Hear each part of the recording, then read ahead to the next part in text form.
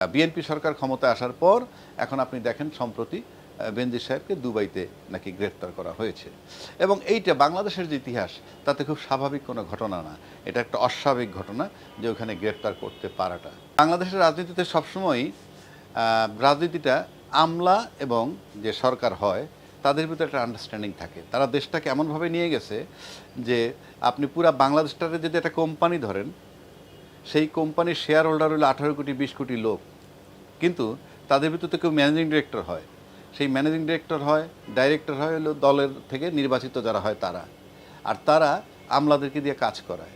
এবং এই ক্ষমতায় বসার পর আমলা এবং রাজনীতিবিদ তাদের ভিতরে একটা অলিখিত আন্ডারস্ট্যান্ডিং হয়ে যায়।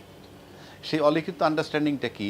যেমন ধরেন ব্যাংক তসরুফ হয়, ব্যাংক তসরুফ হইলে তাদের কার কি হয়েছে? কিছুই হয় না। ব্যাংক তসরুফ হওয়ার পর ওখান থেকে একটা বিরাট অঙ্কের ফান্ড ব্যয় করে রাজনীতিবিদদের পিছনে, সুতরাং রাজনীতিবিদরা হ্যাপি থাকে। আর রাজনীতিবিদ আবার ওই আমলাদেরকে লালন পালন করে। যখনই এটার বিরুদ্ধে কেউ কথা বলবে তখন ওই আমলাদেরকে দমানো হয়। আমরা বিগত 16-17 বছরে তাই দেখছি। আয়নাঘর, বিনা বিচারে হত্যা ইত্যাদি আমরা দেখছি। তো এটা হলো রাজনৈতিক দল যারা ক্ষমতায় থাকে বাট ক্ষমতার লোভী এবং অর্থ লোভী, তাদেরকে ন্যাচারালি আমলাদেরকে শেল্টার দিতে হয়। সেই শেল্টার দিলে রাজনীতিবিদদের শেল্টারে আমলারা দিনে দিনে দিনে দিনে একটা জায়গায় পৌঁছায় যায়।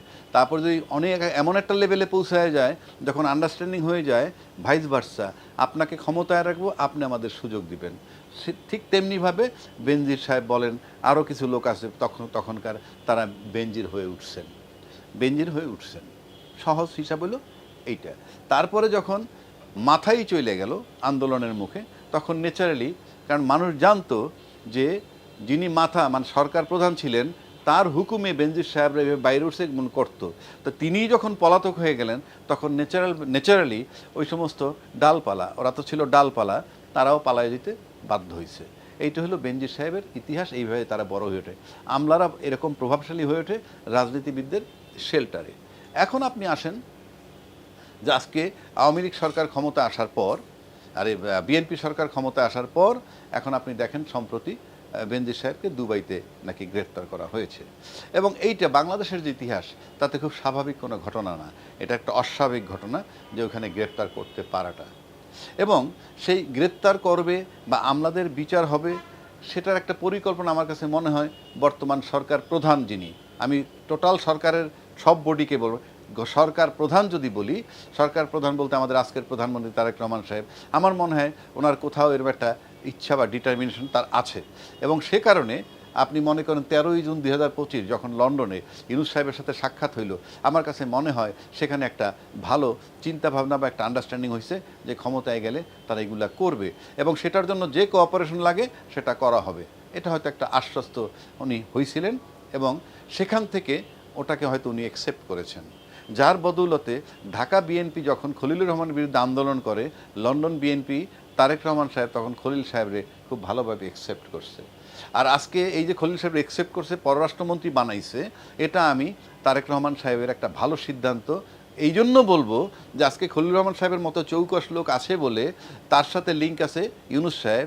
ইউনূস সাহেব মানে ওয়েস্টার্ন ব্লক এবং এই ইন্টারপোলের সহায়তার জন্য ইউনূস সাহেবের মতো একটা পার্সোনালিটি, খলিল সাহেবের একটা পার্সোনালিটি এবং তারেক রহমান সাহেবের সদিচ্ছা, সেই মোতাবেক খলিল সাহেবের অ্যাপয়েন্টমেন্ট দেওয়া, এটা একটা বিরাট সহায়ক শক্তি হয়েছে। সেটার কারণে, কারণ ইউনূস সাহেব কে? এই ইউনূস সাহেব কিন্তু আপনার তার টেলিফোনে দুবাইতে গ্রেপ্তার হয়েছিল, আমাদের 70-75 জন জেল হয়ে গেছিল, তাদেরকে তার রিকোয়েস্টে বারবার রিকোয়েস্ট করার পর তাকে তারা ছেড়ে দিয়ে বলছে তোমরা তোমাদের দেশেও যেতে পারো আর এখানেও থাকতে পারো। এটা কিন্তু একটা বিরল ঘটনা। সেই বিরল ঘটনার পরিপ্রেক্ষিতে আমি বলবো তারেক রহমান সাহেব একটা সঠিক সিদ্ধান্ত নিছে খলিল সাহেবের পররাষ্ট্রমন্ত্রী বানাইয়া, এবং খলিল সাহেবের পররাষ্ট্রমন্ত্রী বানানোর কারণে খলিল সাহেবের সূত্র ধরে ইউনূস সাহেব, যদি টোটাল টিমটা আমি ধরি, তাহলে আপনার ওয়েস্টার্ন ব্লকের সাথে আমেরিকা ইউরোপের সাথে একটা সুন্দর স্থিতিশীল অবস্থা আছে। এবং এই আমার বাংলাদেশের রাজনীতিতে স্থিতিশীল অবস্থা বা এই সরকারটাকে স্টেবল রাখার জন্য এই মুহূর্তে খলিল সাহেবের মতো লোক এবং তার সব বদৌলতে ইউনূস সাহেব পর্যন্ত যদি লিঙ্ক থেকে, এটা খুব ভালো লক্ষণ এবং স্টেবল থাকবে এই গভর্নমেন্ট। যদি আজকে তারেক রহমান সাহেব আমাদের প্রধানমন্ত্রী সিদ্ধান্ত নেন যে রাজনৈতিক চাপে বা তার দলীয় চাপে কোনো কারণে খলিল সাহেব এখান থেকে সরিয়ে দেন, আমার কাছে মনে হয় এখানে একটা জবনিকাপাত হয়ে যাবে এই সরকারের স্থিতিশীল যে অবস্থাটা সেটার ব্যত্যয় ঘটবে।